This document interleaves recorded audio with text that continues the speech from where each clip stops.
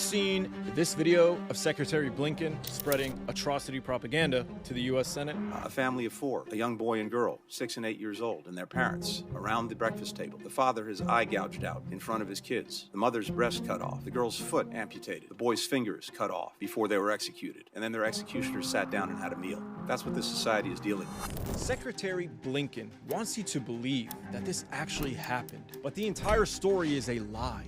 It has been thoroughly debunked. Most, if not all, of the atrocity stories coming out are bogus lies. We've seen them get debunked over and over. So it begs the question, where are these lies coming from? Who is behind them? And why do high-level US officials keep repeating them? Well, the answer is likely going to disgust you. You see, there's a sort of race to the bottom taking place right now between competing Israeli disaster relief groups. It's a competition to see who can tell the most disturbing story.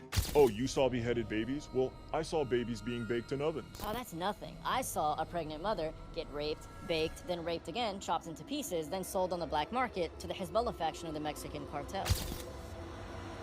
It's all highly unusual, but the lies actually start to make sense when you learn who's behind them. You see, these stories are coming from disaster relief groups that are fighting for media attention and charitable donations. These groups are in the business of raising money. And right now, atrocity fundraising is a gold rush. Very wealthy and very emotional Jewish Westerners are opening up their wallets to organizations and charities. And these organizations are jockeying for position as the best charity to give money to. And nothing raises money like a good story. For example, Eli Beer, the president of United Hezbollah, went on a media tour around the United States, telling audiences that babies were placed in ovens and baked to death. A little baby in an oven. They put them in, these bastards put these babies in an oven and put on the oven. We found the kid a few hours later.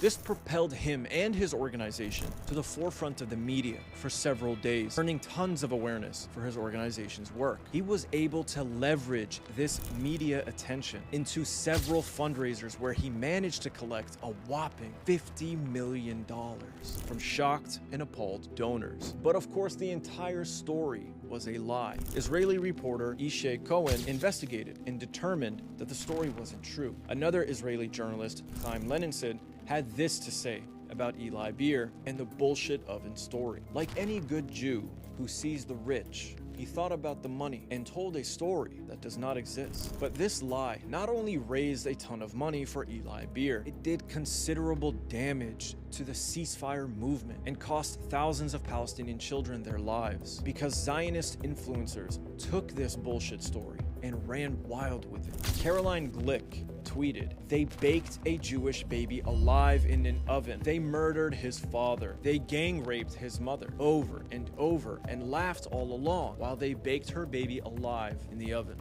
The Palestinians support Hamas. They love Hamas. No resupply. No concessions. No mercy." And John Pateritz, in a tweet that gained 10 million views, said, "They baked a baby in an oven." He repeats it 3 times. And then he goes on to say ceasefire one more time. You f***ing baby murdering loving ghouls. This manufactured story, manufactured outrage, and provided the media and the politicians with the social space needed to get behind Israel's genocidal war in Gaza. United Hezbollah did eventually concede that the story was not true, blaming it on a volunteer who thought he saw such a case, but not before raising their money and not before causing damage. Hey, I get it. It happens. Your imagination can play tricks on you. Sometimes you open an oven and you see meatloaf. Sometimes you see babies. It depends on the state of mind you're in. Unfortunately, these people seem to not only be in a victim state of mind, but also a money-hungry state of mind, because they are imagining a lot of bullshit right now, and they're using it to raise money. And United Hezbollah isn't alone in doing this. They have a competitor in the disaster relief space called Zaka.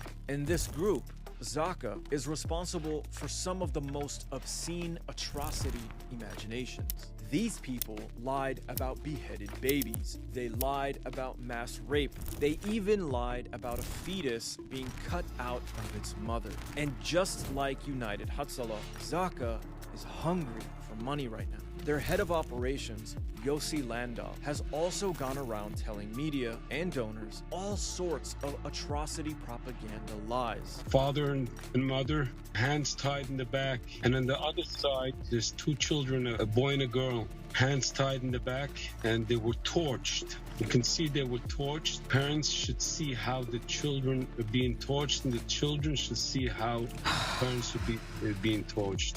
And in the middle, there's a full table of food with those terrorists were sitting and eating while torching them. Sound familiar? This is the same story Tony Blinken told the United States Senate. And then their executioners sat down and had a meal. The problem is that it's a complete lie. According to Max Blumenthal from the Gray Zone, despite the presence of multiple potential witnesses, independent testimony corroborating Landau's claim has yet to surface. He goes on to point out that there were also no children that match the age described by Yossi Landau in Kibbutz Be'eri. There are no recorded deaths of siblings around the age of 6 to 8 in Be'eri on October 7th. Any record of a young child killed is non-existent. So it's clear then that the story is a complete fabrication. So why did Tony Blinken share it with the United States Senate? Well, it's for the same reason they have been sharing all of their atrocity propaganda lies, to provide space and cover for the Israelis to commit war crimes in Gaza. These lies are meant to distract you from what's happening. And now, Zionists are trying to convince the world that mass rape took place. This woman is leading the so-called investigation into Hamas rape, but the investigation is off to a bad start. During a presentation, she shared a picture of a dead female Kurdish fighter from another time in another place and tried to present it as evidence of a raped victim from the Nova Music Festival. Another image shows the body of a young woman stripped from the waist down, her underwear were torn, hung on one leg, and she was photographed on the site at the Nova Music Festival. And it gets worse. So far, not a single first-hand testimony or video proving allegations of mass rape has been produced. The rape stories are heavily dependent on graphic second-hand claims provided by the liars of Zaka. But it doesn't seem to matter to mainstream media and Western politicians who have been repeating the claims regardless. The UK Sunday Times, for example, quoted a Zaka staffer who said it was clear they were trying to kill, to burn, to rape. Ironically, Zaka, the group pushing the rape claims, was founded by a rapist. Yehuda Meshi Sahav, who founded Zaka, was discovered to be a serial rapist of young people. For decades, he sexually abused boys and girls. And apparently, Yehuda also embezzled millions of dollars from Zaka to fund his own lavish lifestyle. As the investigation to both his rapes and financial corruption escalated, Yehuda decided to do the world a favor and just kill himself. But the corruption didn't die with him. Brad Pierce, an independent scholar who documented Zaka's corruption, described the group as the most opaque and suspicious non-governmental organization I have ever investigated.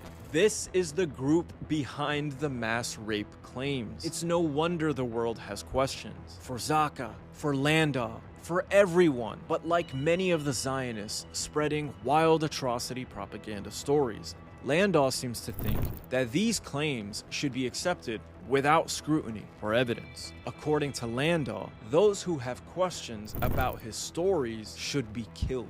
This person is clearly insane, yet mainstream media and politicians keep repeating his lies. For example, Landau lied about personally seeing children and babies beheaded at Kfar Aza. An Israeli spokesperson then took his fake story and declared a senior official in the Israeli coronary service has confirmed the allegation of beheaded babies. This made its way to CNN, where Sarah Sidner amplified the lie, eventually culminating in the press conference with Joe Biden sharing it with the American people. It's like a sick game of telephone, except the end result isn't just an inaccurate message. It's donation money for Zaka and genocide for Gaza. Of course, both Sarah Sidner and Joe Biden retracted their claims about beheaded babies. There are many atrocity propaganda lies to expose, and one day we will go through them one by one. For now, you should understand that these disaster relief organizations are inventing, spinning, or or exaggerating stories